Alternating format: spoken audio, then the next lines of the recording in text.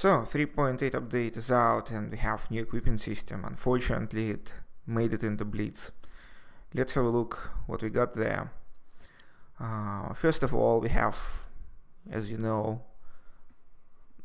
9 slots, 9 choices to make. Let's quickly go through them. The first one is combat power. You pick between improved ventilation for autoloaders and rammer for regular tanks versus calibrated shells, which have a bit more penetration. In my opinion, you always have to pick improved ventilation or gun rammer. You have to make the first shot, right? If you are in a fight 1 versus 1, it doesn't matter if you have 5% more penetration. What does matter is who make that first shot or the last shot. That option, calibrated shells, is probably viable for people who don't want to use premium ammunition and insist on shooting AP rounds. Probably they will benefit from that, but for all normal people, just default to improved ventilation or gun rammer. The second slot is either protected modules or protected crew, and the best choice is obviously protected modules. And the choice is very simple, because if something happens with your crew member, you could just use you could just heal that guy. But if someone blows up your armor rack or sets you on fire, the damage would be much larger. So that slot is definitely the first choice. Protected engine, armor rack, and fuel. The third slot, you pick between improved optics, which add 10% to your view range, versus Camonette, which is now works on the move, and bonus is doubled when you are stationary. Again, the first choice, improved optics, is much better choice for the most of the tanks, and it should be default. And the only few select tanks which would benefit from camouflage net are those who really should remain hidden throughout the game, specifically Borsig, Waffenträger, Aufpanzervier, and probably Grill, but there are very few of them, and by default you pick improved optics. And the reason is simple: if you can't see your target, it doesn't matter how well hidden you are, you just can't kill your opponent.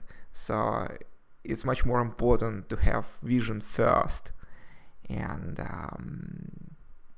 only after that think about how you could hide from the shots.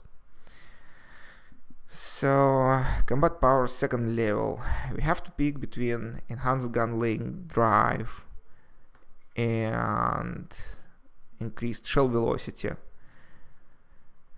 with penetration decrease with distance. And for the most tanks, you have to pick enhanced gun laying drive. More precision means that there is a better chance to hit your opponent. And shell velocity, technically it should be easier to hit moving targets, but I really don't see how it could be better than enhanced gun laying drive. So I would say always pick the first option by default. The second slot of the second level of slots is enhanced armor versus more health points. And again, the choice is rather simple. By default, always pick more health points.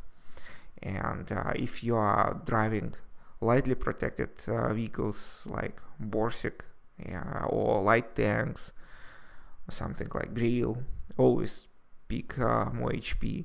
The first option probably makes more sense when you have tanks with armor which kind of on the border. So I think that IS-6 may benefit from this one, because it has several segments where people often see gradients of red color, and probably this one would be beneficial, but otherwise more health is a better choice. The third slot is more traverse speed versus more speed forward and backward. And again, the choice is pretty simple. For heavy tanks and tank destroyers, traverse speed is much more important, and that's the option for tank destroyers and heavy tanks, and more driving speed is important for medium tanks and light tanks. So again, no-brainer here.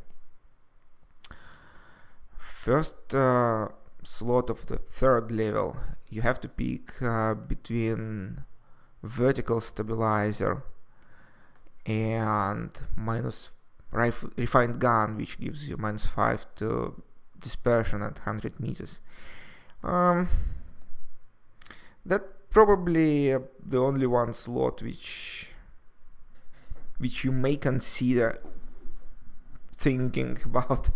Basically, every gun has some aiming time and dispersion.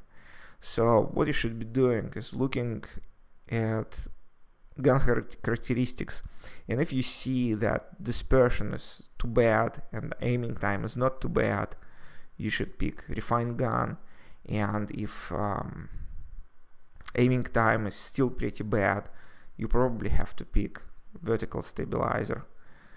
That depends on the gun, but basically both choices seem to be good, and I don't know, probably vertical stabilizer is a better one.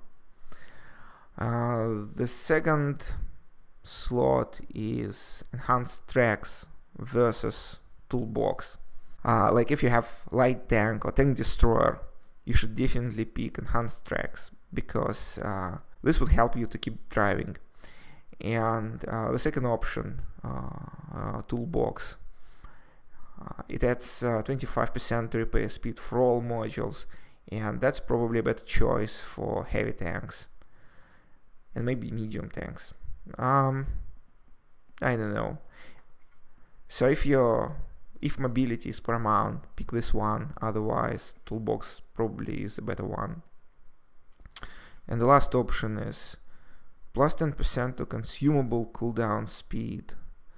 So you could use consumables faster versus 15% more to the duration of consumables.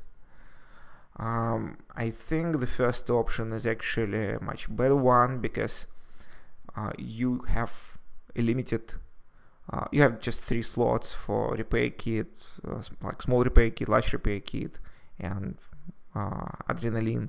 That plus 10 to consumable cooldown speed allows you to use repair kit faster, which is much more important. These are all 9 options, and it's a bit sad that most of them are pretty clear, and you don't have to think what you pick. Basically, most of them are no-brainers, especially for certain tanks, and there is not much to discuss. One of the stated goals for that 3.8 equipment update was to add variability to the gameplay, and in my opinion, now we have even less variability than we had before. So in my opinion, this new equipment scheme is kind of total failure, and not because that bad PR and strange situation with spare parts and not cooldown, but waiting time before you could use your equipment. The basic primary goal of this redesign was a failure. So speaking of variability, you practically don't have much variability in the gameplay now, which is pretty sad. So thanks for watching, and bye.